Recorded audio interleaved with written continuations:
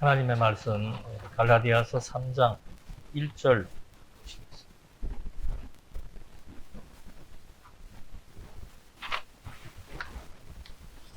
갈라디아서 3장 1절 어리석도다 갈라디아 사람들아 예수 그리스도께서 십자가에 못 박히신 것이 너희 눈앞에 밝히 보이거늘 누가 너희를 깨더냐.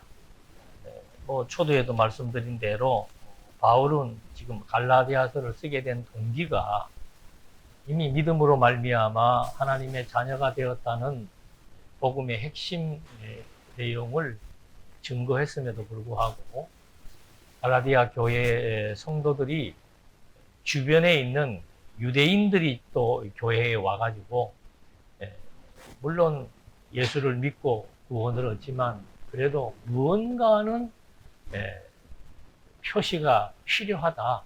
이것이 유대적인 발상입니다. 그래서 하나의 예를 들어 할례를 얘기하고 그 다음에는 이제 또 율법을 지켜야 된다라고 하는 그런 부분을 강조하고 있었죠. 그래서 지금 3장 1절에서도 이 십자가라고 하는 것을 얘기를 하면서 말을 꺼내고 있는 겁니다. 그러니까 이 십자가라고 하는 말에는 많은 의미가 담겨져 있겠죠. 오늘 이제 3장을 하게 되는데 3장의 키워드는 무엇인가 하면은 믿음이에요. 믿음. 이 믿음이라고 말하는 이것이 이 성격이라고 했는데 여기에는 이제 많은 것이 포함되어 있는데 여기도 보면 이제 본문에서 제일 처음에 나온 지난 시간도 나왔습니다만은 아브라함의 믿음을 강조했습니다. 아브라함이 믿음에 하나님이 그것을 의로 여기십니다. 그러니까 이제 부각되는 것은 믿음이죠. 그럼 그 믿음이 도대체 뭔가? 나도 아브라함처럼 믿어야 된다. 여러분 예수를 믿어야 됩니다. 이런 어떤 그 믿음에 대한 강조점이 부각되고 이제 또 본문에도 보면은 오늘 나올 그 3장에서의 중요한 명제는 뭔가 하면은 성령을 받는 것이 믿음으로냐 행함으로냐 이런 이제 질문을 바울이 던집니다. 믿음의 성격인데 성령을 받는 것이 행함으로 받습니까? 믿음으로 받습니까? 하면 당연히 믿음으로 받죠. 그러면 여러분들 성령을 받으려면 어떻게 해야 됩니까? 믿어야 됩니다. 이런 논리가 성립되기 때문에 오순절 같은 데서는 그렇지. 성령 받으려면은 받는다고 주신다고 믿고 열심히 구하자. 이런 논리가 성립이 된다는 거예요.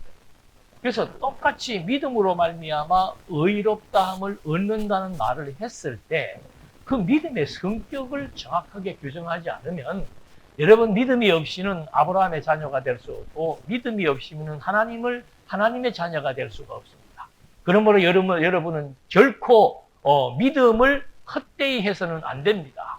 늘 믿음을 견고히 해야 됩니다. 이런 말이 그게 이상하다고 들리지 않는다는 거죠. 그래서 오늘 본문에서 소개되고 있는 그 핵심이 믿음이라는 얘기인데 그 예를 들어서 성령을 받는 것이 믿음이냐 행위라고 말했을 때 도대체 그 믿음이라고 하는 그것이 성령을 받는데 믿음으로 받는다? 그게 도대체 무엇일까? 아브라함이 의롭다함을 얻는데 믿음으로 말미암아 의롭다함을 얻는다고 했을 때 과연 그 믿음은 무엇인가? 그리고 왜 아브라함은 믿게 해서 믿음으로 의롭다함을 하나님께서 이렇게 받게 해주느냐? 왜 우리를 예수를 믿었다고 해서 우리를 의로운 존재라고 하나님께서 인정을 하시냐? 이런 질문들. 그 다음에 이방인들도 아브라함과 같이 믿음으로 또 의롭다함을 얻는다. 아브라함이 믿으니 의롭다. 이방인도 믿으니 의롭다. 성령을 믿음으로 의롭다함을 받는다. 믿음으로 성령을 받는다. 이런 얘기들이 이제 믿음에 대한 성격으로서 중요한 의미가 있습니다. 그래서 오늘은 그 믿음이라고 하는 것이 어떤 성격을 가지고 있기 때문에 우리는 믿음을 이렇게 이해합니다. 라고 말할 수 있어야 됩니다. 그 다음에 이제 그리스도에 대한 속량, 예수께서 저주를 받으신 이유, 십자가의 저주를 받으신 이유, 이것은 이제 뭐 결국은 속량이라고 해서 우리 죄를 대신 속한다라고 하는 죄가를 대신 지불한다라고 하는 뭐 그런 의미도 담겨져 있습니다만은 근본적인 이유는 뭔가라고 하는 것을 또 본문에서 찾아야 되고, 그 다음에 이제 아브라함의 믿음과 율법의 행위를 크게 이제 대조시켜서 바울은 처음부터 설명을 하고 있습니다.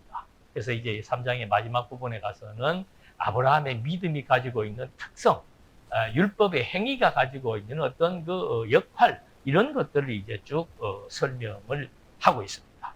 그래서 오늘은 이제 그 아주 그 중요한 개념, 믿음이라고 하는 그 개념을 우리가 정확하게 이해하면은 이제 갈라디아서에서 말하고 있는, 바울이 강조하고 있는 믿음으로 말미암아 의롭다함을 얻는다, 믿음으로 성령을 받는다, 이런 이제 그 믿음이라고 하는 용어에 대한 분명한 성격을 우리가 인식할 수 있습니다. 자, 이런 맥락 속에서 이제 처음에 시작하는 것이 뭔가 하면은 예수 그리스도께서 십자가에 못 박히신 것이 너희 눈앞에 밝히 보이거늘 누가 너희를 꾀느냐. 이 말의 의미는 뭡니까? 십자가라고 하는 개념을 여기에서 바울이 던지는 이유는 뭐예요? 십자가라고 하는 것을 여기에서 말하는 이유는, 지금 배경적으로 볼 때 유대인들은 아직도 무엇에 율법을 아주 철저하게 신뢰하고 신봉하면서 율법을 믿어야 된다라고 갈라디아 교인들을 계속해서 핍박을 하고 있기 때문에 바울은 여기에서 십자가라고 하는 개념을 가지고 옵니다. 십자가라고 하는 것은 뭐예요? 죽음입니다. 그러면 예수님이 왜 죽었는가? 그 말을 지금 앞에 거하고 받아서 설명을 하는 거예요. 예수님이 죽으신 이유는 뭐예요? 직접적인 이유는 뭡니까? 율법이죠. 율법. 율법을 지키지 못하면은 죽는단 말이에요. 그런데 사람들은, 유대인들은 율법을 지키지 못한다는 걸 알면서도 그래도 율법은 지켜야 된다라고 하는 이상한 논리를 가지고 있는 거죠. 그래서 지금 바울도 예수님도 계속 이 율법을 얘기할 때마다 이 율법이 가지고 있는 근본적인 의미가 뭔지를 밝혀주고 있습니다. 그래서 이 율법에 대한 실체를 예수님이 지금 바울이 말하고 있는 거죠. 뭐 여러 번 설명을 드렸습니다만은 이 율법과 이 복음의 관계가 굉장히 이게 막 어떤 때는 이 말이 무슨 말인지를 아주 혼란스러울 때가 많기 때문에 다시 한 번 더 말씀을 드리면은, 자, 바울이 율법을 주장하고 있는 사람들 앞에서 십자가의 도를 설명하는 이유, 다른 것 없다 그랬습니다. 예수님이 오신 것은 무엇 때문에 왔다? 율법을 뭐 하기 위해서 왔다? 성취하기 위해서, 완전케 하기 위해서 왔다는 그 말의 의미는 율법의 조항들을 지킬 수 없는데 그걸 더 지킬 수 없도록 강화시켜 놓고 그걸 당신이 다 이루시기 위해서 당신이 왔다. 십자가라고 하는 의미는 예수님이 율법을 다 강화시켜 놓고 이루기 위해서 왔다. 더 포괄적인 십자가의 의미는 누가복음 24장 44절에 구약의 율법과 시와 선지, 그 말은 구약 성경 전체를 의미하는 겁니다. 누가복음 24장 44절에 구약의 율법과 시와 선지는 나를 가리켜 하는 말이라고 얘기합니다. 구약 성경은 나를 가리켜 하는 말인데, 나를 가리켜 기록된 모든 것이 뭐 해야 된다? 이루어져야 된다. 이것도 성취하고 똑같은 얘기. 마태복음은 율법이라고 하는 걸 가지고 유대인들이니까 율법에 대한 개념을 갖고 와서 성취라고, 예수님이 성취하실 것이라고 말했다면은, 누가복음은 아예 구약 성경 전체를 예수님이 가지고 오셔가지고 그거 나에 대해서 얘기한 것인데 무엇을 얘기한 건가? 내가 반드시 그것을 이루어야 된다라고 하는 사실을 말하고 있다고 얘기하고 있습니다. 그래서 요한복음 19장 30절에서는 예수님이 아예 이제 마지막 운명하시기 직전에 하신 말씀이 뭔가? 내가 뭐 했다? 다 이루었다. 내가 율법을 완전케 하기 위해서 왔다.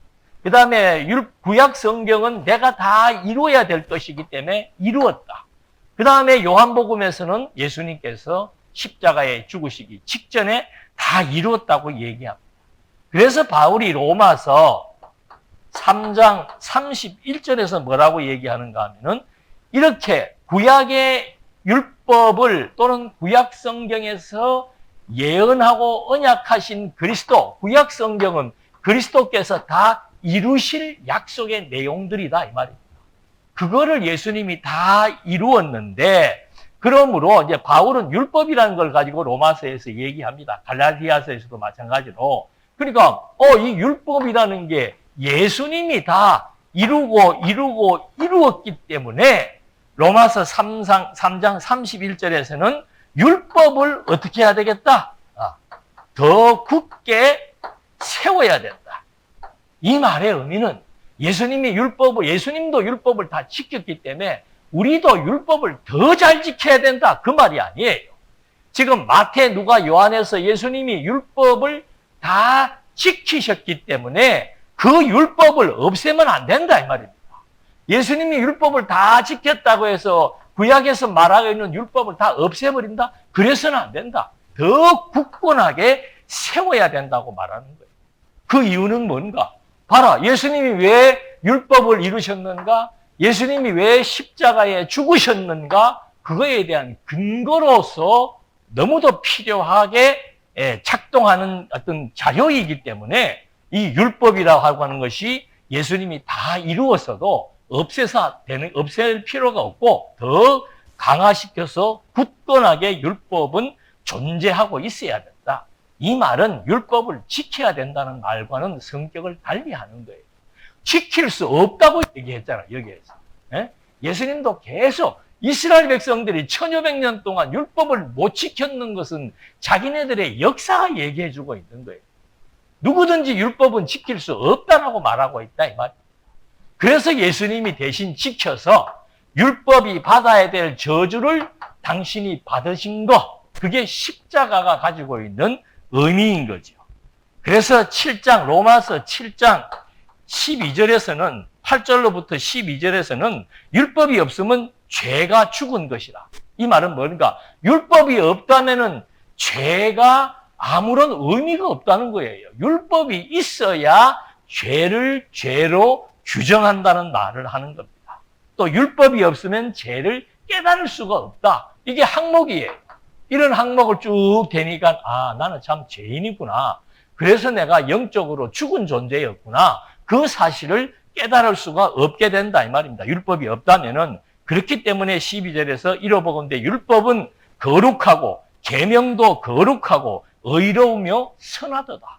율법이 왜 거룩하다고 얘기하는가? 율법을 통해서 그리스도의 죽음의 의미를 알 수 있고 성경대로 죽으심으로 말미암아 그리스도를 보내어서 하나님이 율법을 성취시키기 위해서 죽으셨다는 사실을 알게 하는 용도로서 율법은 거룩하고 의롭고 선하다는 말을 하는 거예요. 근데 이런 구조를 가지고 율법이 거룩하고 의롭고 선하니까 우리는 예수를 믿어도 율법을 지켜야 됩니다라고 말하고 있는 현대판 바리새인들과 똑같은 이론을 지금 한국교회의 많은 교회들이 이 얘기를 하고 있단 말이에요. 제가 지금 자꾸 반복적으로 말하는 이유는 여러분들은 이게 왜 그런지를 모를 수는 있습니다만은 이게 지금 한국 신학계나 한국의 교계에 이 말은 너무도 당연하게 율법을 그래 우리도 지켜야 된다고 갈라디아 교회에 침투한 유대주의자들과 똑같은 이론들을 사람들이 가지고 있다는 거예요. 왜 그런가? 이거를 이렇게 쭉 맥락적으로 전체를 이해하지 못하고 한 구절을 가지고 율법을 정의하려고 하니까 봐라, 율법을 굳게 세운다 그러지 않는가? 율법은 거룩하고 선하고 의롭다 그랬는데 왜 율법을 지키지 말라고 그러냐라고 이거는 주신 목적과 반대되는 의견을 제시하고 있다는 것이 오늘날의 이 율법에 대한 관이라고 하는 것을 우리가 다시 한 번 더 확인해야 될 필요가 있습니다. 그래서 3장 1절에서 바울이 십자가를 말합니다. 두 번째, 내가 너희에게 다만 이것을 알려 하노니 너희가 성령을 받은 것이 율법의 행위로냐 혹은 듣고 믿음으로냐. 너희가 이같이 어리석으냐. 성령으로 시작하였다가 이제는 육체로 마치겠느냐. 자, 십자가를 얘기해 놓고 십자가에 대한 의미가 뭡니까?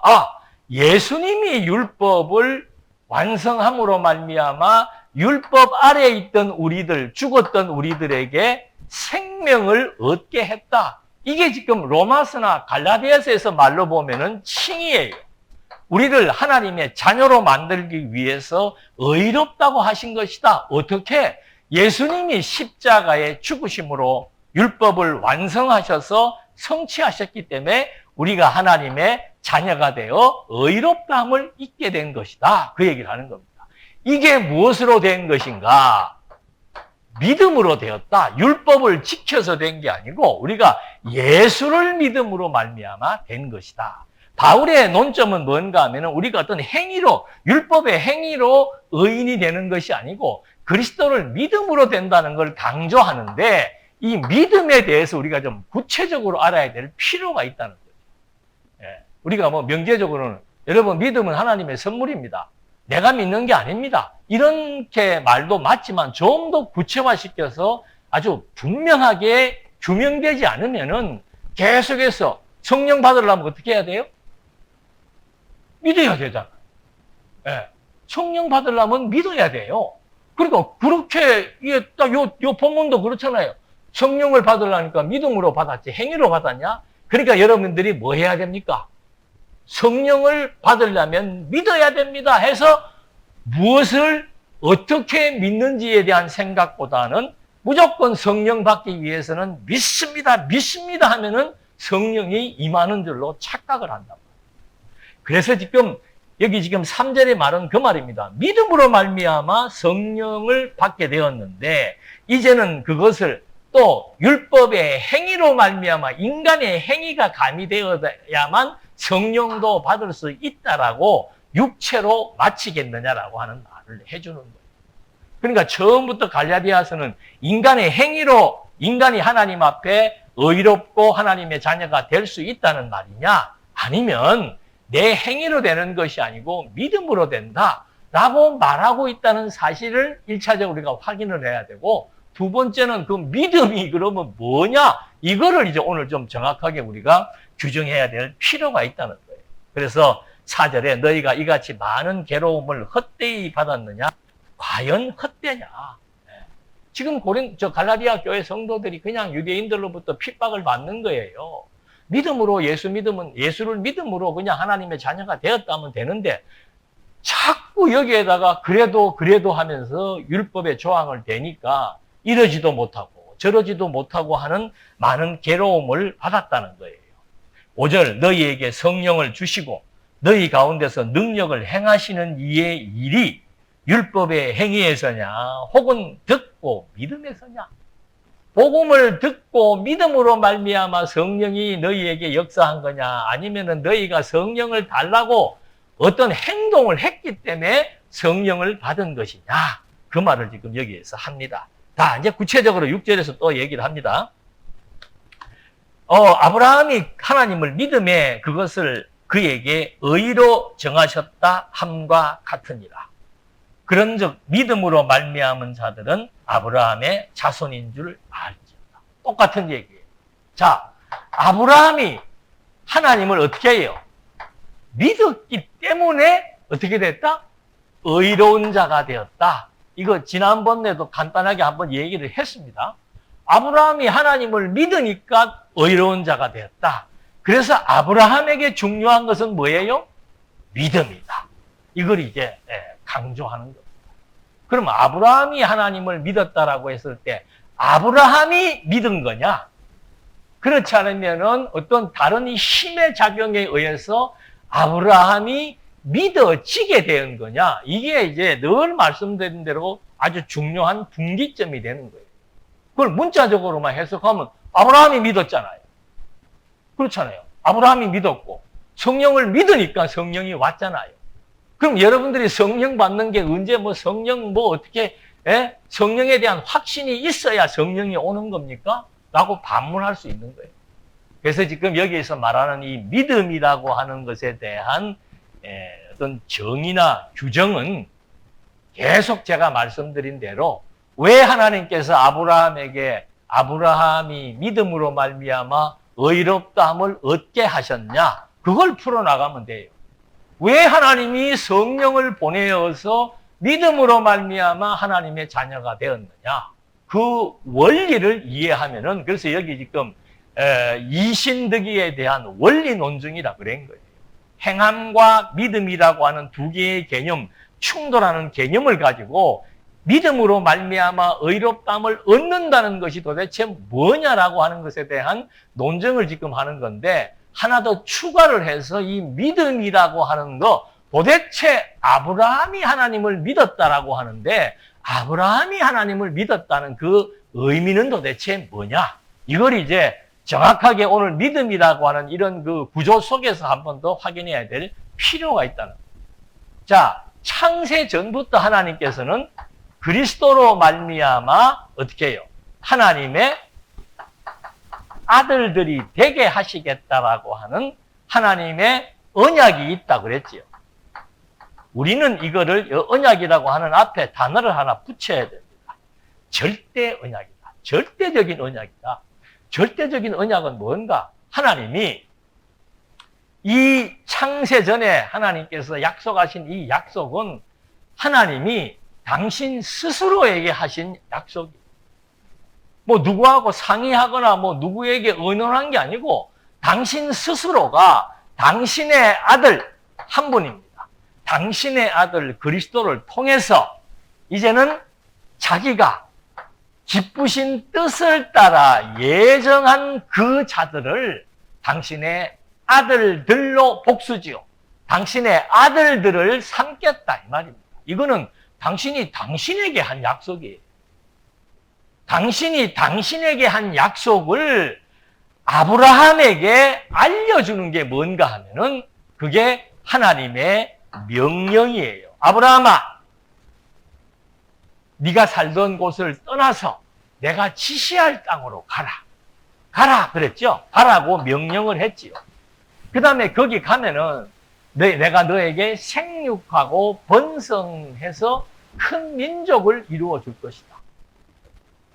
그리고 네가 모든 민족에게 복과 저주를 마음대로 실현할 수 있는 통치권을 줄 것이다. 그래서 여기에 보면은 아브라함에게 하나 우리 창세기 보게 되면은 내가 보여줄 땅으로 가라. 너는 복이 될지라. 그리고 너로 말미암아 복을 얻을 것이라. 얻을 것이라 될지라 가라라고 하는 이것은 하나님의 명령문이에요. 명령문. 이것도 우리가 일반적인 명령이 아니고 절대 명령입니다. 그러니까 아브라함이라고 하는 그 사람이 있었지만 이건 역시도 절대 명령이라는 건 하나님이 당신에게 명령하고 당신이 그 명령을 실행해 나가신다라고 하는 의미예요. 그런 의미로서 가라라고 하는 이 동사는 어떤 동사라고 그랬습니까? 히브리어에서 사역 동사라고 한다 이 말입니다. 다시 말해서 명령하신 분이 그 명령을 당신이 이루기 위해서 사람을 움직인다는 거예요. 그래서 아브라함으로 하여금 너 여기를 떠나서 이 길로 가라 했을 때 그 가라라고 하는 말이 가지고 있는 의미는 뭔가 하면은 하나님이 명령을 했는데 그건 당신에게 한 명령이기 때문에 당신이 아브라함의 생각과 마음과 걸음을 움직이게 해서 그게 사역동사라 이 말이에요. 그걸 우리가 가게 해서 하나님이 갖다 놓고서는 아브라함이 당신 뜻대로 갔기 때문에 그 아브라함을 의인이라고 말한다 이 말이에요. 그러니까 아브라함은 어떤 의미에서 볼 때는 내가 왜 이렇게 가지? 내가 거기에 갈 마음이 생겼지? 그 생긴 것은 하나님께서 그렇게 가도록 하나님이 이미 창세전부터 세워진 절대 언약과 아브라함에게 명령한 것이 절대적인 명령이기 때문에 아브라함 스스로가 생각하고 판단하고 의지 결단한 것이 아니고 아브라함은 보이지는 않지만 아브라함에게 어떤 힘이 생각하고 결정하고 판단할 수 있도록 작동한 그런 하나님의 절대 명령이 아브라함에게 그대로 사역 동사로 갈 수 있도록까지 움직여준 그것을 하나님은 믿음이라고 규정하고 있는 거라. 그러니까 성경이 말하는 믿음이 왜 하나님이 우리에게 주신 것이라고 말할 수 있는가 하면은 하나님이 우리를 왜 믿게 한 겁니까? 하나님을 우리를 믿게 하신 이유가 근본적인 이유가 뭐예요? 창세 전부터 그리스도를 통해서 하나님의 자녀들로 삼기 위해서 우리들에게 예수가 보지도 못한 예수가 실제로 하나님의 아들이었고 그의 역사가 무엇인지를 믿어지도록 하나님이 사역을 하셨기 때문에 오늘 우리들에게 그런 믿음이 생긴 거라 이 말입니다. 그래서 이 믿음이라고 하는 것은 내가 존재하고 내 마음에 움직여서 믿어졌지만 내 마음을 움직이고 내 생각을 움직이고 내 생명을 주관하시는 그분이 나를 이미 창세 전부터 당신의 아들들로 삼기로 스스로에게 절대적인 언약을 세웠기 때문에 그 언약을 그리스도를 통해서 실현해서 그 그리스도를 믿어지도록 하나님이 역사한 그것이 믿음이라 이 말입니다. 그래서 아브라함이 하나님을 믿음에 오늘 우리가 예수를 믿으니까 하나님이 우리를 자녀로 삼았다는 것은 믿음의 순간부터 시작된 것이 아니고 이미 창세전 하나님이 세웠던 절대 언약, 하나님 스스로가 당신에게 세운 언약, 이 언약을 사람에게 듣게 해주는 것이 뭔가 하면은 절대 명령이다. 우리가 지지난 시간에 여호수아 했잖아요. 아니 여호수아 앞에 딱 세워놓고 하나님이 처음부터 모세를 통해서 생각나게 한 말이 뭡니까? 가나안 땅 정복할 수 있다. 가라! 이거는 하나님이 우리에게 주신 땅이니까 하나님이 어떤 하나님인데 언약을 스스로 세우고 스스로 그 언약을 이루어 나가시는 분이기 때문에 가라라고 얘기하는 거예요. 이미 다 우리의 소유가 되었다라고 미래 완료형으로 1장에서 말하고 있는 이유도 그 언약이 하나님이 하신 그 명령은 절대적으로 이루어져 있는 하나님의 절대 사역에 의해서 이걸 사역 동사라 이 말입니다. 절대적인 사역에 의해서 이루어진다. 자, 이제 다시 한번 정의 내립니다. 성령을 무엇으로 받았느냐? 믿음으로 받았다. 아브라함이 하나님을 믿으니까 의롭다고 했을 때 그 믿음이라고 하는 그 전제적인 지식은 뭔가? 하나님이 이미 그렇게 하겠다고 스스로에게 약속을 했고 하나님의 속성은 당신이 스스로 약속한 그것을 반드시 이루시는 분이고 그 사실을 사람에게 알려준 것이 명령문으로 알려주었는데 그 명령은 절대 명령이기 때문에 당신이 그 명령을 당신이 사역해서 이루기까지 하는 절대 사역, 즉 사역 동사라고 하는 단어를 통해서 이루어 나가시는 믿음이다 라고 하는 것을 우리가 인지하면 됩니다. 성령도 마찬가지입니다. 성령이 그냥 자 여러분 믿으면 성령 줍니다 이렇게 얘기한 게 아니에요. 이미 창조 때 하나님의 신이 수면 위에 피조 세계를 관할한다고 나와 있습니다. 예수님이 계속해서 살아생전에 이제는 내 시대가 한정돼 있다. 보이는 시간 속에서의 내 시대는 여기까지다. 꼭 한정시켜 놨잖아요. 그리고 그 대신에 내가 가면은 반드시 뭘 보내주겠다? 보혜사 성령을 보내주겠다고 약속을 한 거예요. 그러니까 약속대로 성령이 와서 예수가 하나님의 아들 그리스도라는 사실을 성령이 가르치고 생각나고 깨닫게 하는 일을 한다는 거예요. 이 성령의 역사를 믿기로 작정된 자들에게 믿게 해주겠다 그 말을 한 거라 이 말이에요. 그러니까 오늘 내 속에서 성령이 역사하는 거는 이런 하나님의 약속, 그리스도의 약속대로 성령이 왔기 때문에 내가 예수를 하나님의 아들 그리스도로 믿는 것이고, 하나님의 아들 그리스도가 성령을 보내시겠다고 약속하신 것은 이미 창세 전부터 세워놨던 이 약속이 그리스도를 통해서, 그 다음에는 성령을 통해서 이루시겠다는 하나님의 뜻이기 때문에 이런 섭리와 절차를 통해서 주어졌다는 것을 이제 전제하고 읽으면은 쉽게 이해할 수가 있습니다. 자, 그 다음에 8절에 보면 또 하나님이 이방을 믿음으로 말미암아 정하실 것이 성경이 미리 알고 아브라함에게 복을 전하되 모든 이방인이 너로 말미암아 복을 받으리라 하였느니라. 그러므로 믿음으로 말미암는 자는 믿음이 있는 아브라함께 복을 받는다. 자, 믿음으로 말미암는 자는 어떤 자입니까? 라고 물으면은 어떻게 대답해야 돼요? 창세 전부터 그리스도를 믿게 해서 하나님의 아들들로 삼기로 예정된 자들이 믿음으로 말미암아 복을 받고, 믿음으로 말미암아 의인이 되고, 믿음으로 말미암아 하나님의 자녀가 되는 겁니다. 이걸 놓치면 안 된다 이 말이에요. 그래서 지금 그 이방인도 마찬가지다. 이미 아브라함 때 그 약속, 그 말을 했다는 말은 아브라함 때 그런 약속을 했다 이 말이죠. 누가? 하나님이. 하나님의 약속은 절대 언약이기 때문에 하나님의 약속은 반드시 이루어지는데, 예수님이 오시기 2000년 전 아브라함에게 하나님께서 12장 3절 말씀에 뭐라고 약속했다 그랬어요? 12장 3절에 제가 창세기 할 때 이걸 모든 민족을 강조해서 얘기하니까 이상한데? 모든 민족? 이때부터 설마 뭐 이방인까지 생각을 했을까라고 질문하는 걸 제가 들었어요. 근데 바울은 얘기하잖아요.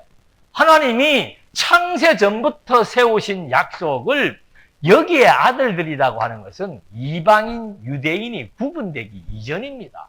어떤 민족적인 구분이 있기 이전의 아들들로 삼았기 때문에 아브라함에게 약속을 할 때도 아브라함의 씨는 유대인 아니에요. 그런데 모든 민족이 아브라함과 같이 믿음으로 말미암아 하나님의 자녀가 될 것을 약속을 했다. 유대인 너희들 들어봐라. 너희들뿐만이 아니고 아브라함 때 이미 하나님께서 이방인들도 하나님의 자녀가 될 수 있도록 너희들의 조상에게 약속을 했고, 이 약속의 근거는 창세 전부터, 역사적인 근거는 노아 아담에게서부터 찾고, 아담 이전의 근거는 에베소서 1장 4절로 5절 말씀에 있는 그것이 근거가 되어서, 이렇게 믿음에 의해서는 아브라함의 씨든 또는 이방인이든 상관없이 믿게 해서 하나님의 자녀가 된다. 그래서 10절 말씀에 무릇 율법의 행위에 속한 자들은 저주 아래에 있나니, 자, 이렇게 율법의 행위에 속한 자들을 저주 아래 있다고 말하는 이유는 왜 그런 거예요? 하나님의 약속대로 그리스도가 오셔서 율법을 지켜서 그리스도를 믿는 자들에게 하나님의 자녀가 되는 권세를 준 역사를 이미 다 이루었는데, 율법을 다시 지켜야 된다고 말하는 자들은 이런 하나님의 절대 언약, 절대 명령, 절대 사역을 거부하는 자들, 하나님을 불신하고 그리스도를 거부하는 자들이기 때문에 바로 율법의 행위에 속한 자들은 저주 아래에 있다고 말하는 거예요.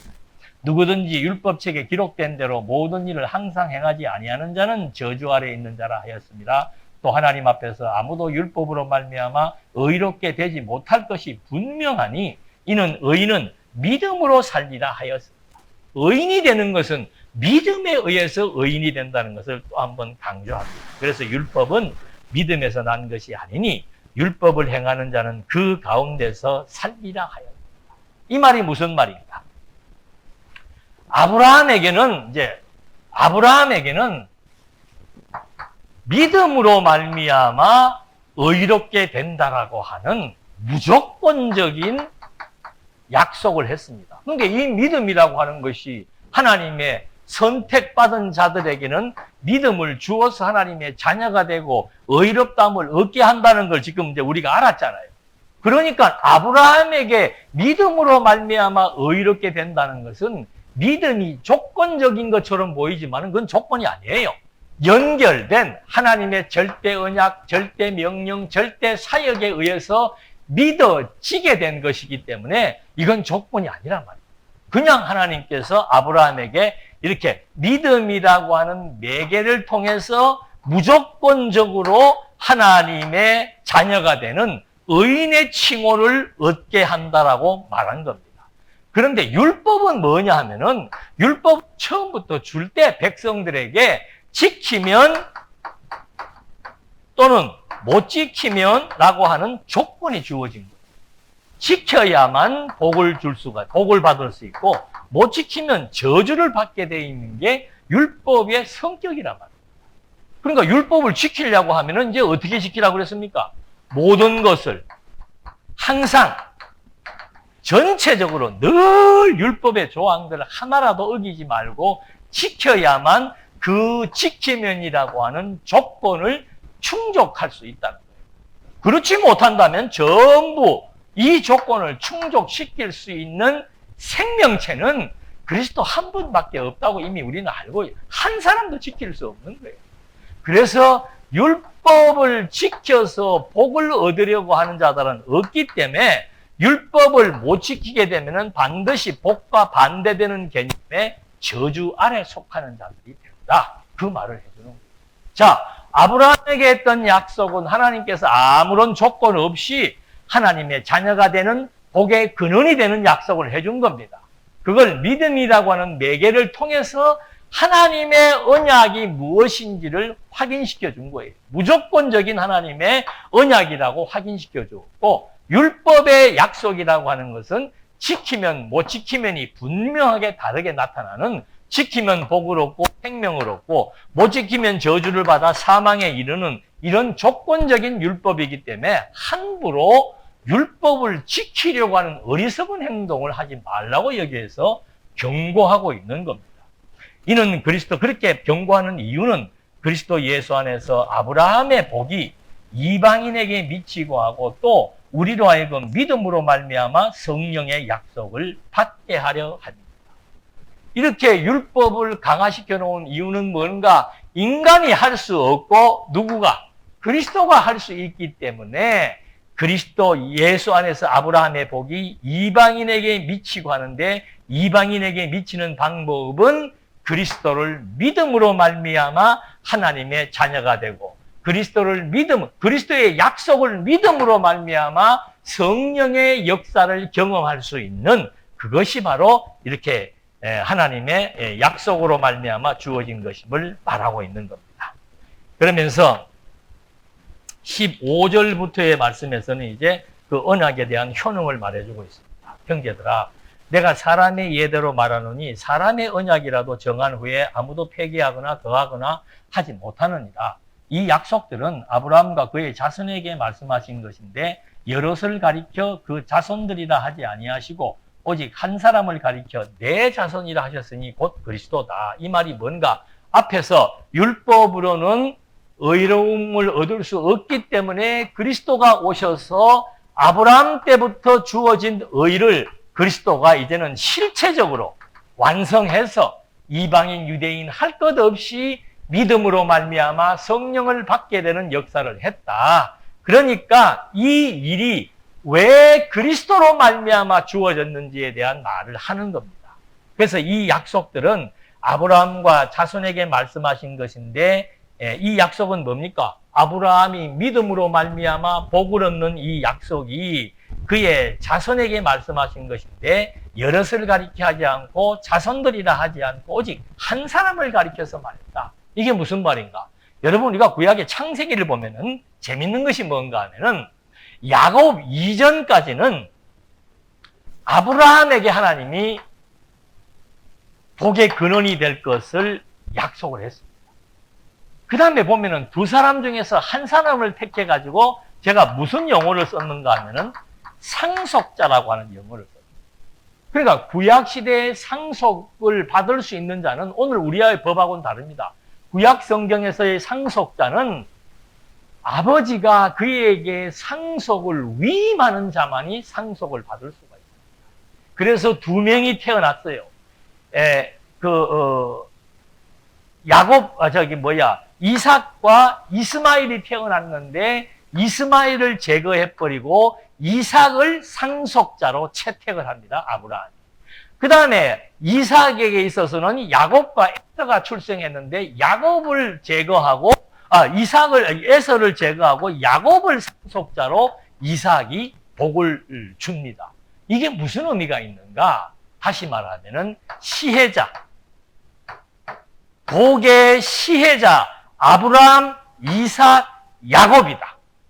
그 다음에 복의 수혜자, 복을 받는 사람, 누리게 될 사람은 이제 복수로 뒤에 설명이 됩니다. 그래서 아브라함, 야곱 이후로는 12아들이 번성해가지고 이제는 민족이라고 하는 큰 단체에 의해서 복을 이루어 나가시는 섭리가 주어졌는데, 중요한 것은 왜 야곱 이전에 아브라함, 이삭, 야곱의 한 사람들에게 자손, 씨 이렇게 해서 한 사람을 지명해서 복을 상속했는가? 그 이유는 복의 시혜자는 한 분, 하나님의 독생자, 하나님의 아들 독생자 한 분에 의해서 이 복의 실체가 실현되기 때문에 구약에서도 복을 시해할 자들 아브라함, 이삭, 야곱에게는 한 사람 해가지고는 자손, 씨라고 명시를 해줬고, 그렇게 명시한 이유는 하나님의 외아들, 독생자라고 그러잖아요. 하나님의 아들 한 분, 그리스도에 의해서 이 복의 실체가 드러나게 하기 위한 사역이기 때문에 이렇게 단수로 섭리했다는 말을 해주고 있는 겁니다. 그러면서 17절, 내가 이것을 말하노니 하나님이 미리 정하신 언약을 430년 후에 생긴 율법이 폐기하지 못하고 그 약속을 헛되게 하지 못하리라. 만일 그 유업이 율법에게 난 것이면 약속에서 난 것이 아니니라. 그러나 하나님이 약속으로 말미암아 아브라함에게 주신 것이다. 유업이 뭡니까? 아브라함에게 준 유업은 복이라고 그랬습니다. 아브라함이 이삭에게 또 복을 계승합니다. 이삭이 야곱에게 복을 계승했다. 왜 이렇게 했는가? 바로 예수님이 복의 근원으로 오셔서 복 있는 자로 오셔서 당신이 하나님 나라의 복을 성취하고 실현할 것이기 때문에 그랬다라고 말해주는 거죠. 근데 율법은 그게 아니라는 얘기를 하는 겁니다. 율법은 그게 아니다. 아브라함에게 했던 약속과 율법에서 말했던 의미하고는 다르다는 말을 해주는 겁니다. 그렇다면 율법은 뭐냐? 19절. 범법함으로 말미암아 더하여진 것이다. 아브라함 이후로부터 모세 때까지 이스라엘 백성들의 범죄가 계속해서 자행되고 있었다 이 말입니다. 그래서 천사들을 통하여 한 중보자의 손으로 베푸신 것인데, 천사를 통해서 한 중보자가 누굽니까? 모세라 말입니다. 그래서 모세 때 하나님이 율법을 주었다는 말을 하는 거예요. 그러면서 그 천사를 통하여 한 중보자의 손으로 베푸신 것인데 약속하신 자손이 오시기까지 있을 것이다. 그러니까 율법의 용도를 정해준 겁니다. 율법의 그 역할은 언제까지인가 하면은 약속의 자손이 올 때까지다. 왕권도 그렇잖아요. 야곱이 그 유다에게 약속할 때도 그 왕권은 언제까지다? 실로가 오실 때까지다. 평정을, 모든 피조 세계를 평정할 만왕의 왕이 올 때까지 왕권도 한정되어 있는 기간이고, 율법도 마찬가지다. 율법도 이것이 무한정으로 주어지는 것이 아니고 바로 평정할 약속하신 분이 올 때까지 율법이 필요하다. 왜? 이 율법을 통해서 이제 계속 이스라엘 백성들의 범법함이 드러나고 이 죄에 대한 문제를 해결할 수 없기 때문에 창세 전부터 약속했던 하나님의 약속, 하나님께서 그리스도를 통해서 복을 나누어 주려고 약속했기 때문이다 라고 하는 말을 했는데, 20절 그 중보자는 한 편만 위한 자가 아니라 하나님은 한 분이십니다. 이게 무슨 말인가? 21절까지 읽어보겠습니다. 그러면 율법이 하나님의 약속들과 반대되는 것이냐? 결코 그럴 수 없느니라. 만일 능히 살게 하는 율법을 주셨더라면 의가 반드시 율법으로 말미암았으리라. 그러나 성경이 모든 것을 제 아래 가두었으니 이는 예수 그리스도를 믿음으로 말미암아 약속을 믿는 자에게 주려고 합니다. 자, 율법은 뭔가 하면은 하나님의 약속과 반대되는 건 아니에요. 왜? 하나님이 애초에 줄 때 복과 저주 조건적으로 준 겁니다. 지키면은 복을 주고 못 지키면 저주를 내리겠다고 약속을 했기 때문에 그 약속이 무슨 잘못된 약속은 아니었다. 하나님이 일부러 그렇게 율법을 준 것이다 라고 얘기를 한 것이죠. 그래서 하나님의 그 율법이라고 하는 것은 한쪽만 필요한 것이 아니고 여기에 그게 나왔지 한편만을 위한 자가 아니라 하나님은 한 분이십니다. 그러니까 하나님께서 주신 그 율법이라고 하는 것은 두 가지의 의미가 있다. 아브라함의 약속이 율법을 통해서 더 분명하고 명료하게 하나님의 은혜로 주어졌다는 사실을 알게 하기 위한 것이고, 또 한편으로는 뭔가 율법 아래 있는 자들이 자기들은 율법을 지켜서 의인이 될 수 없는 죄인이라고 하는 사실을 자각하기 위한 한쪽만의 의미를 부여된 게 아니고, 아브라함의 언약, 율법의 조건적인 언약, 이 두 가지가 다 하나님과 자기 백성들에게 하나님이 어떤 분이신자, 절대 언약과 절대 명령과 절대 사역을 이루시는 여호와로 존재한다는 사실을 알게 하기 위해서 그렇게 한 것이다. 23절로부터 이제 내용은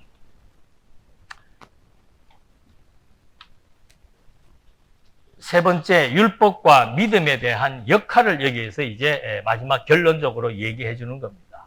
율법이라고 하는 것은 한시적이라고 얘기했죠. 23절에 보니까 믿음이 오기 전에 우리는 율법 아래 매인바되고, 믿음이라는 것은 그리스도지요. 계시될 믿음의 때까지 갇혔느니라. 이같이 율법이 우리를 그리스도께로 인도하는 초등교사가 되어 우리로 하여금 믿음으로 말미암아 의롭다함을 얻게 합니다. 자, 그러면 율법의 용도가 뭐냐? 복음적 의미의 율법의 용도를 말해주고 있습니다. 직접적인 것은 저주와 복에 대한 조건적인 약속이 주어졌는데, 자, 그렇게 약속을 하신 이유는 뭔가 하면은, 율법은 초등교사다. 당시에 부잣집 사람들에게는, 우리나라도 그러잖아요. 왕에게는 특별한 선생을 붙여서 교육을 하잖아요. 그런 것처럼, 그 당시에도 아주 귀족의 계급에 속하는 사람들에게는 초등교사를 붙여가지고 6세 때부터 16세 때까지 초등교사가 철저한 교육을 시킵니다. 그 다음에 성인이 되고 나면은 초등교사의 역할은 끝이 나는 거죠. 그러니까 초등교사의 역할은 16세까지인 것처럼 율법의 역할은 뭔가 언제까지? 그리스도가 오실 때까지만 이 율법이 필요한 것이다. 그래서 이 율법이라고 하는 것은 초등교사와 같이 하나님의 백성들을, 자, 초등교사의 역할은 뭡니까? 내가 죄인이다. 지킬 수 없다. 첫 번째. 두 번째, 내가 죄인이다. 그러니까 나는 심판 아래에 있다. 어떻게 해서 이 심판을 모면할 수 있겠는가라고 메시아를 기다리고 메시아를 고대할 수 있도록 만드는 그런 역할이라고 말하게 되는 겁니다. 그래서 25절에 믿음이 온 후로는 믿음의 실체인 그리스도가 와서 우리에게 믿게 하신 이후로부터는 초등교사 아래 있지 아니하도다. 너희가 다 믿음으로 말미암아 그리스도 예수 안에서 하나님의 아들이 되었으니 누구든지 그리스도와 합하기 위하여 세례를 받는 자는 그리스도로 옷 입었느니라. 그리스도와 합하여 세례를 받는다는 것은 뭡니까? 세례라고 하는 것은 죽음에서 다시 살아난다라고 하는 의식입니다. 다시 말해서 우리가 그리스도와 하나가 되기, 한 생명이 되기 위해서는 세례처럼 그리스도의 죽음과 부활의 사역이 필요한 것이다 라고 하는 말을 해주는 겁니다. 그러면서 너희는 유대인이나 헬라인이나 종이나 자유인이나 남자나 여자나 다 그리스도 예수 안에서 하나입니다. 자, 믿음의 첫 번째 율법의 기능은 초등교사의 기능입니다. 한시적인 기능입니다. 두 번째, 믿음의 기능은 일체적인 역할을 합니다. 그리스도와 합하여 세례를 받는, 그리스도의 죽음과 부활을 통해서 그리스도의 생명을 얻게 되는 그런 일체적 기능이 있고, 마지막 기능은 뭔가? 유대인, 헬라인, 남자, 여자, 주인, 종, 관계없이 모두가 다 그리스도 예수 안에서 뭐다? 동등하다 이 말입니다. 이 말은 그리스도를 믿음으로 말미암아 하나님의 자녀가 된 자들에게는 그리스도와 또 그리스도의 생명을 다 같이 받은 자들이 되었기 때문에 어떤 신분의 차별이라고 하는 게 있을 수 없다 이 말입니다. 사회적이고 역사적인 배경에 의해서 주인이 있고 종이 있고 남자가 우월하고 여자를 무시했던 시대는 바로 그리스도가 오기 이전의 시대다. 이제 그리스도가 오고 나서 이후로부터는 모든 자들이 신분의 초월에 의해서 신분 초월을 강조하는 이유는 뭡니까? 앞에서 말했던 그리스도와 합하여 그리스도의 생명을 얻게 된 영적 생명에 대한 진가를 설명하기 위해서 모든 신분을 초월한다고 말하고 있는 겁니다. 그러면서 너희가 그리스도의 것이면 곧 아브라함의 자손이에요. 아브라함의 자손이라는 것은 아브라함이 아브라함에게 하신 약속을 믿게 해서 의롭다함을 얻고 복을 누리게 했다라고 하는 것과 똑같은 얘기입니다. 그래서 약속대로 아브라함이 복의 근원이 되었다면은 그리스도는 복의 실체적 근원이 되어서 이제는 그리스도로 말미암아 하나님의 자녀가 되어서 하나님 나라를 상속받는 그런 상속자가 되었다는 말을 해주는 거죠. 오늘 잊어버리지 말 것은 믿음이 가지고 있는 성격, 자꾸 순간순간 그렇지 믿어야지가 아니고 이 믿음이라는 것은 창세전부터 세웠던 하나님의 절대 언약, 그 절대 언약은 사람에게 절대적인 명령으로 시행되어지고 그 시행된 명령은 하나님이 사람들로 하여금 움직이도록 하게 해서 하나님의 명령대로 이루어지는 하나님의 역사라고 하는 사실을 분명히 깨닫고 그래서 우리가 믿음을 하나님의 선물이라고 얘기하는 거예요. 언제 우리가 믿겠다고 다짐을 하고 노력을 해서 하나님의 자녀가 되었습니까? 창세전부터 하나님의 자녀가 된 거예요. 이 사실을 알게 해주려고 아브라함에게 약속하고 명령했고 율법을 통해서 너희들의 행위로 될 수 없다. 너희는 내가 이미 창세전부터 약속한 하나님의 은혜로 자녀가 된 자들이다. 그거를 실체적으로 이제는 그리스도를 통해서 믿게 해서 하나님의 친백성으로 하나님을 아버지라 부르고 의지할 수 있는 그런 자격을, 그런 특권을 얻게 되었다는 사실을 확인해 본 겁니다. 기도하시겠습니다. 살아계신 하나님의 섭리를 이해한다는 것이 정말 성경 전체의 전반으로 소개되고 증거되고 있습니다. 성경을 상고해서 정말 하나님의 뜻이 무엇이며 살아계신 하나님의 능력이 어떠하며 오늘 우리가 하나님의 자녀가 된 이 놀라운 사실이 얼마나 가치롭고 얼마나 하나님 앞에 존중받는 존재라고 하는 사실을 또 한 번 깨닫고 하나님의 은혜를 늘 잊지 않고 감동하며 살아갈 수 있도록 인도해 주시옵소서. 예수님의 이름으로 기도드립니다. 아멘.